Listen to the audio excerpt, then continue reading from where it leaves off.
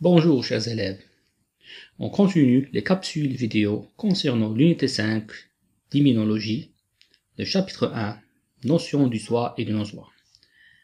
Maintenant, on va traiter la deuxième activité concernant la notion du soi. Je rappelle qu'il faut faire pause à chaque fois que c'est demandé pour réfléchir et répondre aux consignes. La reconnaissance du soi est due à la présence de molécules particulières appelées marqueurs du soi. Ces marqueurs du soi sont des glycoprotéines présentes à la surface de presque toutes les cellules de l'organisme. Les marqueurs du soi sont regroupés en deux ensembles selon leur localisation cellulaire. Il y a les marqueurs majeurs d'histocompatibilité et les marqueurs mineurs d'histocompatibilité. On va commencer par le document numéro 1 concernant les marqueurs majeurs d'histocompatibilité ou bien ce qu'on appelle le complexe majeur d'histocompatibilité CMH. Pour mettre en évidence le rôle des marqueurs majeurs d'histocompatibilité ou complexe majeur d'histocompatibilité CMH dans la distinction entre le soi et le non-soi, on propose les données suivantes. Le graphe ci-dessous représente le pourcentage de réussite des greffes de rein pendant 5 ans chez différents individus de parenté plus ou moins éloignée. Plus la parenté est éloignée, plus les molécules du CMH sont différentes. Donc la consigne, je décris le graphe et je montre comment le système immunitaire distingue entre le soi et le non-soi. Faites pause pour réfléchir et répondre à ces consignes.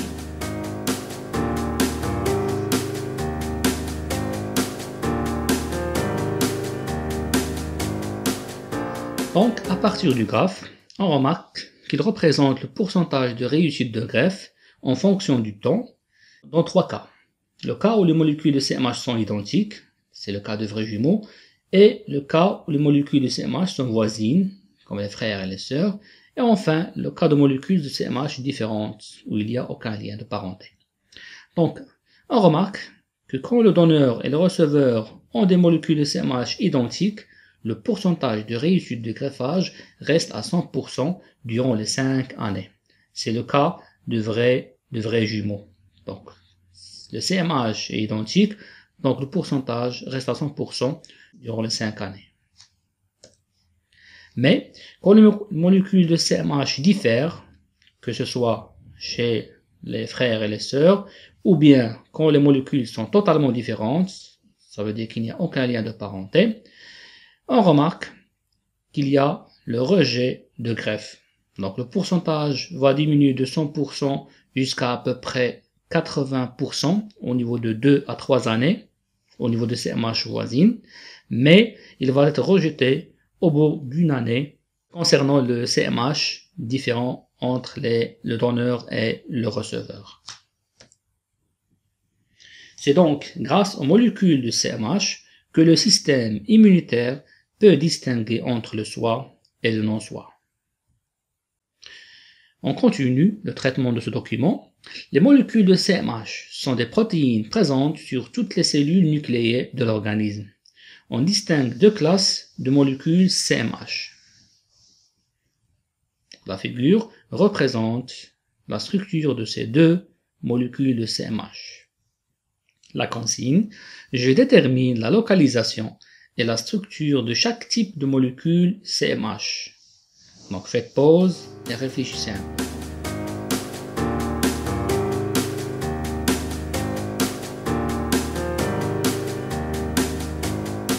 On va essayer de répondre à la consigne. Donc à partir de la figure, on remarque qu'il y a deux classes de CMH.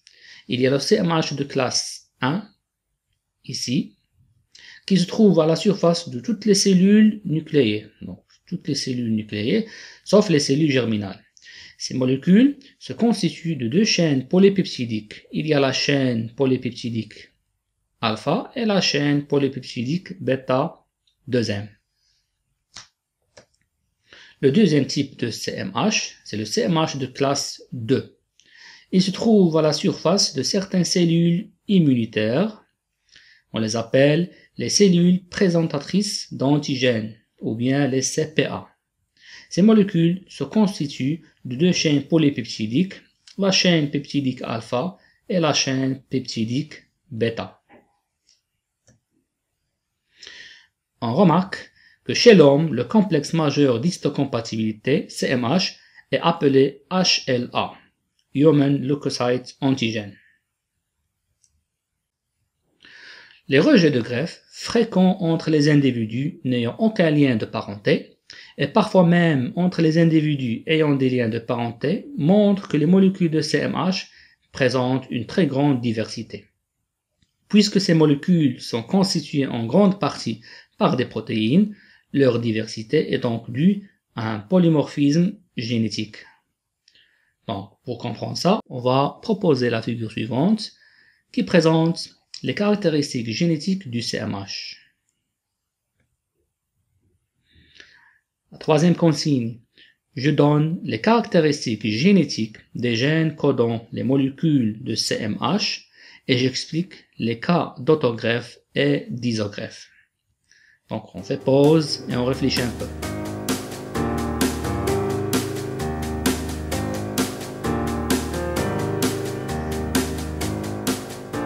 Donc on va essayer de répondre à la consigne. Donc on remarque que les molécules de CMH sont contrôlées par plusieurs gènes. Sur le chromosome numéro 6, ce sont les gènes A et B et C qui codent pour le CMH1. Il y a les gènes DP, DQ, DR qui codent pour le CMH2. Chaque gène est représenté par des milliers d'allèles, ce qui donne à chaque individu une combinaison quasiment unique de molécules de CMH. Si on prend par exemple le gène A, il est représenté par 5907 allèles. C'est un nombre qui est très élevé et on n'oublie pas qu'il y a d'autres gènes. Donc les combinaisons de CMH, que ce soit CMH1 ou CMH2, il y a une très grande diversité. On note aussi que la chaîne bêta-2M est contrôlée par un gène qui se trouve au niveau du chromosome 15. Dans le cas d'autogreffe et d'isogreffe, le donneur et le receveur ont les mêmes molécules de CMH, donc presque les mêmes allèles codant le CMH, ce qui permet le succès du greffage. On remarque que le nombre d'allèles est fréquemment mis à jour à cause de la découverte régulière de nouveaux allèles. Le nombre qu'on a dans la figure devant nous, il correspond au mois de mars 2020. Pour voir les nouveautés, je vous conseille de visiter le site ci-dessous. On passe maintenant au document 2 et on va parler des marqueurs mineurs d'histocompatibilité et on va prendre comme exemple le système sanguin ABO. Les marqueurs mineurs d'histocompatibilité sont des molécules localisées à la surface de la membrane des globules rouges et sont responsables des réactions éventuelles d'agglutination lors de certaines transfusions entre donneurs et receveurs incompatibles. Ils sont appelés pour cela des agglutinogènes. Quand il s'agit du système sanguin ABO, on distingue le marqueur A et le marqueur B, ainsi que les anticorps agglutinine anti-A et agglutinine anti-B. Le tableau montre les globules rouges et le plasma chez différents individus de différents groupes sanguins. La consigne, je compare les différents groupes sanguins et je déduis la compatibilité entre eux. On fait pause et on réfléchit.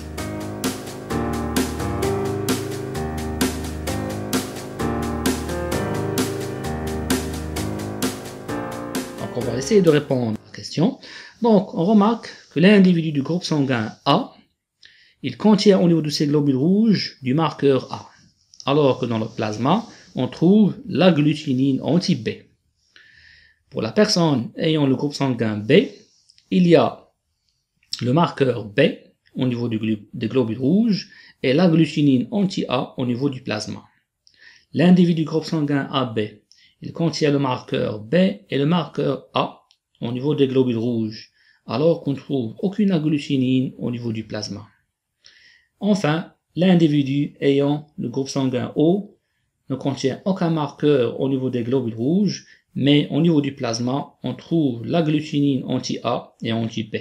Maintenant, on va déduire la compatibilité entre les deux. On prend par exemple l'individu ayant le groupe sanguin A. Au niveau de ces globules rouges, on trouve le marqueur A, et au niveau du plasma, on trouve l'agglutinine anti-B. Est-ce que cet individu peut recevoir le sang de l'individu B? Donc, on va remarquer que les globules rouges de l'individu B, ils ont le marqueur B. Au niveau du plasma de l'individu A, il y a l'agglutinine anti-B. Donc là, ça va provoquer une agglutination des globules rouges. Donc, on ne peut pas faire la transfusion du sang de l'individu B vers l'individu ayant le groupe sanguin A. Si on prend par exemple l'individu du groupe sanguin AB, est-ce qu'il peut donner son sang à l'individu ayant le groupe sanguin A? On remarque ici qu'il y a aussi les marqueurs B, et là on a les agglutinines anti-B. Et là aussi il y aura agglutination.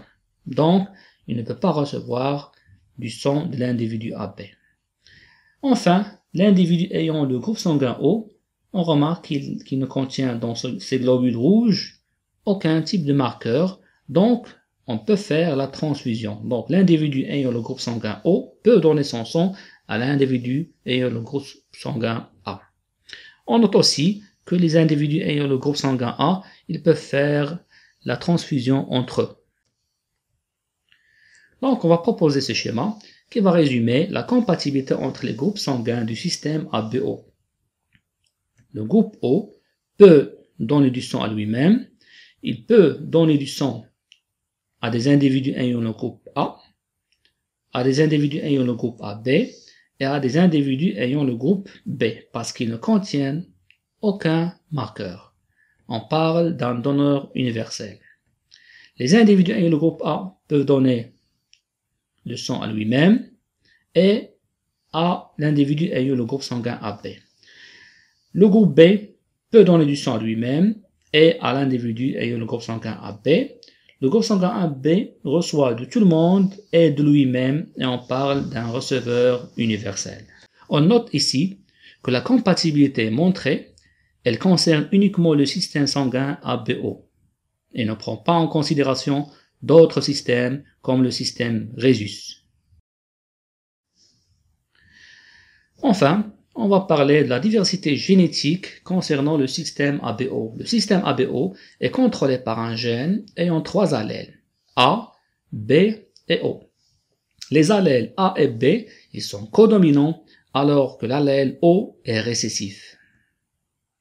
La consigne, je détermine les génotypes possibles des individus ayant les groupes sanguins A, B, AB et O, et je déduis l'origine génétique de la diversité des groupes sanguins. On fait pause et on réfléchit un peu.